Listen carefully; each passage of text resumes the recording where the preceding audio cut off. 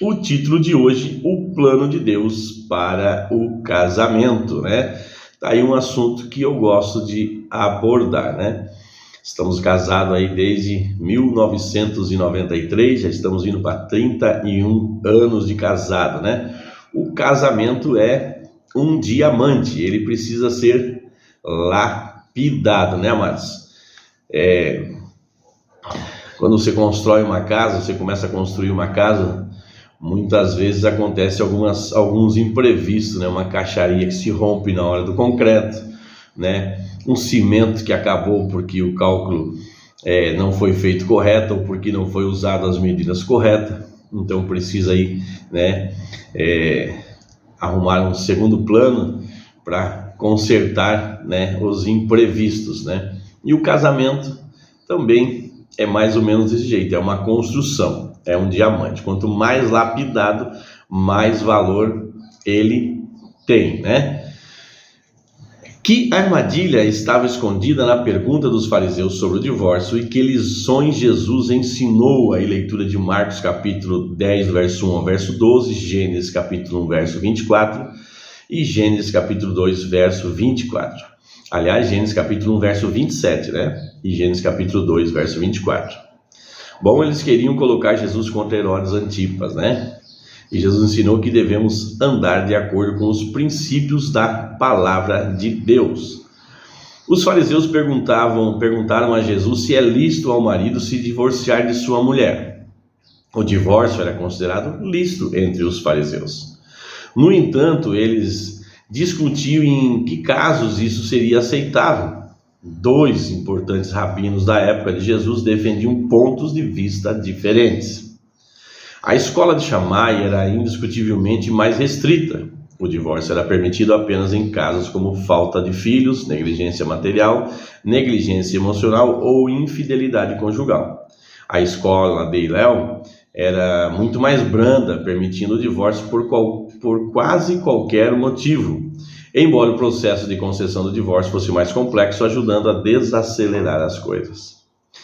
Então parece estranho que os fariseus tenham feito a Jesus uma pergunta mais abrangente, se o divórcio era aceitável. Por trás dessa pergunta havia uma conspiração para colocar Jesus em apuros contra Herodes Antipas, o governador da região a leste do Jordão, onde Jesus estava naquele momento.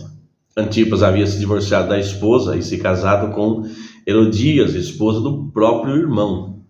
Herodias decapitou João Batista por ter condenado esse relacionamento ilícito. Veja aí Mateus capítulo 14, do verso 1 ao verso 12. Jesus respondeu indagando o que Moisés tinha ordenado. Os fariseus haviam citado Deuteronômio capítulo 24, do 1 ao 4, que descreve um caso de novo casamento após o divórcio. Os israelitas da época de Moisés praticavam o divórcio. Essa lei, Deuteronômio 24, 1 ao 4, pretendia proteger a mulher.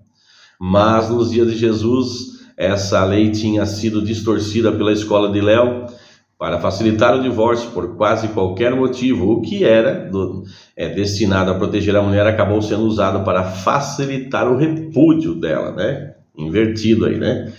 Em vez de debater a lei de Deuteronômio capítulo 24, Jesus mencionou o ideal original de Deus para o casamento de Gênesis capítulo 1, verso 2.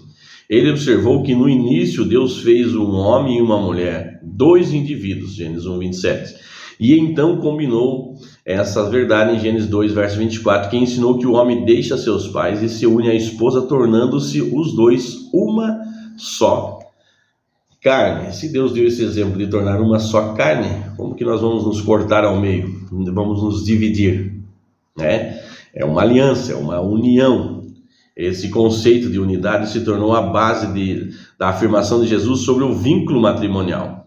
O que Deus uniu, as pessoas não deveriam separar. Como fortalecer os casamentos da igreja e ajudar aqueles cujo relacionamento foi desfeito? Bom, como fortalecer os casamentos na igreja? Bom, de tempo em tempo eu creio que ministrando a palavra sobre casamento, né? Os mais velhos sendo exemplo para os mais novos e estar atento aos acontecimentos para ajudar a fortalecer. E como ajudar cujo relacionamento foi desfeito? Amparando, né? E não condenando, mas andando no princípio, né? Trabalhando aí com todo o ímpeto, com toda a aplicação, para que não venha acontecer o divórcio, né? Eu costumo dizer para que vamos abrir novas estradas, né? Se um caminho pronto, ele é mais fácil de ser consertado, né? Tenho aprendido também que eu preciso que o meu cônjuge mude nisso, naquilo outro. Nos aconselhamentos as pessoas vêm falando, sempre um acusando o outro, o marido acusa a mulher acusa o marido. Mas eu tenho aprendido, nós temos aprendido aqui, que é possível mudar mudando. Você toma a atitude de mudar aquilo que a esposa aponta que você faz e ela não gosta. Então você se posiciona e você começa a mudar. E automaticamente você vai ter um resultado, que aquilo que você também não gosta, ela vai ficar constrangida, porque a palavra diz que o amor de Deus nos constrange. E não é o nosso amor próprio, mas é o amor de Deus que nos leva a tomar essa atitude de mudar. Então é possível mudar mudando, né? A paixão nos leva para o altar, mas o amor faz com que o casamento se fidelize, que o casamento se constitua, que o casamento permaneça, porque o amor não é um sentimento. A paixão sim é um sentimento, por ela nós somos levados para o altar, mas o amor é um mandamento de Deus, está no imperativo: amai-vos uns aos outros. Então amar é uma decisão. Nós decisamos amar o nosso próximo mesmo quando ele não merece em dadas situações, né? Mas nós decidimos mudar para que haja, né, um reflexo disso e acabe tendo também uma mudança. Então Deus nos chama para estarmos unidos, fortalecidos. Outra coisa que nós temos aprendido a respeito do casamento, a importância de nós nos mantermos firmes, né? Diante das tempestades e das intempéries da vida, unidos com um propósito. Porque quando Satanás ataca o nosso casamento, na verdade, para ele ataca primeiro, mas está em segundo plano. O que ele quer desestabilizar é a próxima geração. O que ele quer tocar são os nossos filhos. Primeiro ele toca no casamento para desestabilizando a próxima geração. A próxima geração fica sem referência. A próxima geração fica dividida. Um final de semana os filhos passam com o pai, outro final de semana passam com a mãe, né? E as crianças aprendem uma coisa aqui, outra colar. É melhor na casa do pai porque o pai deixa fazer isso, é melhor na casa da mãe porque a mãe deixa fazer isso. E às vezes um pai coloca os filhos contra a mãe contra o pai. Então Satanás toca no casamento para desestabilizar a próxima geração. Se nós não cuidarmos da próxima geração, o que será da igreja? Como serão os missionários, os pastores? Qual é a firmeza que eles terão para falar sobre relacionamento e viver o relacionamento? Como que eles vão ter uma estabilidade de um modelo, né? Nós precisamos ser modelos para os nossos filhos. Então o casamento é muito mais abrangente do que apenas ver sobre um relacionamento de homem e uma mulher. Não é apenas isso, é muito mais do que isso. Nós precisamos enxergar um palmo diante do nariz. Nós precisamos nos importar, né? O amor ele é sacrificial. Muitas vezes nós fazemos o que não gostamos de fazer para agradar o outro, mas isso é masoquismo? Não é masoquismo. Isso é amor, isso é obediência aos mandamentos de Deus. Nenhum resultado será ruim quando nós realmente decidimos amar a Deus, amar o nosso próximo através de Deus e obedecer a Deus, andar segundo os seus mandamentos. Nós só temos benefício. Nós precisamos ser homens e mulheres de verdade, né? Parar de ficarmos choramingando, reclamando de um e de outro. Nós temos que nos firmar, nos posicionar em Deus e seguirmos firmes em Deus. Alguns processos são mais lentos, né? Parece que é muito fácil para você estar falando, né? Você não sabe o que eu estou vivendo, né? Eu hoje sou considerado um ótimo marido, mas nem sempre fui assim, né? Eu fui lapidado para chegar até aqui. Hoje nós temos 6 filhos E eu sou chamado como o pai é o melhor pai do mundo. Não existe outro pai melhor do que o pai. Então, mas isso porque a gente procura andar nos princípios da palavra de Deus, nos fortalecer em Cristo e viver o que Cristo nos ensina.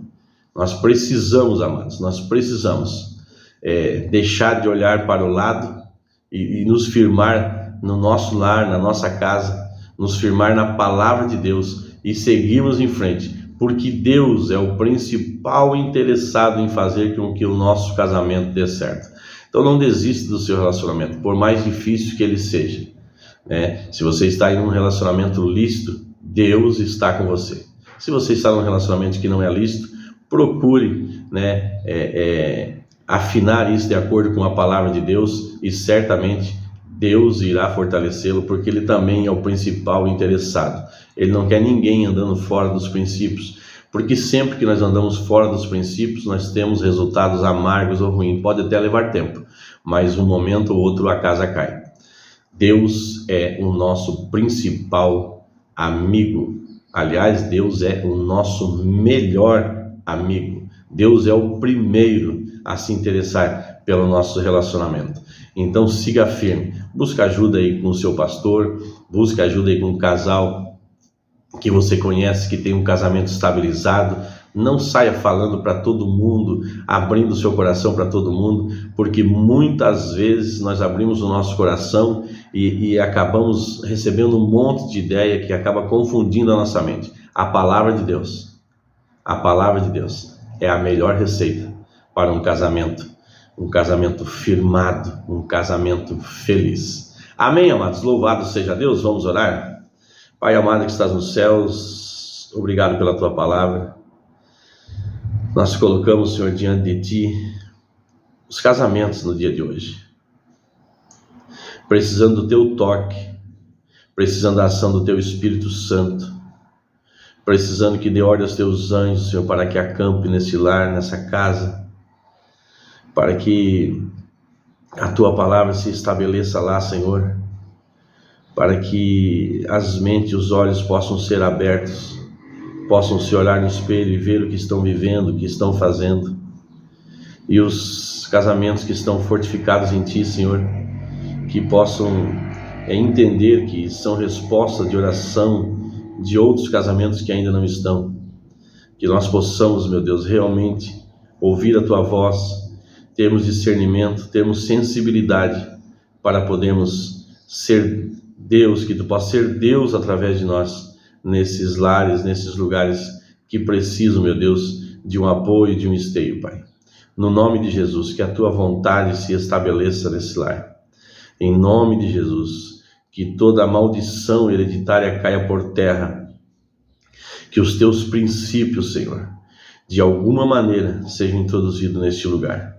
Senhor, nós estamos dispostos e comprometidos, que nós possamos realmente ser resposta de oração, que nós possamos ser ferramenta nas Tuas mãos, para a Tua honra e para a Tua glória. Em nome de Jesus é o que nós te pedimos e te agradecemos. Amém. Abraço, meus amigos, abraço aí aos nossos amiguinhos, e se você chegou até aqui, não é inscrito no canal, inscreva-se no canal, ative as notificações, curta, compartilhe, nos ajude aí a transmitir essa mensagem de esperança.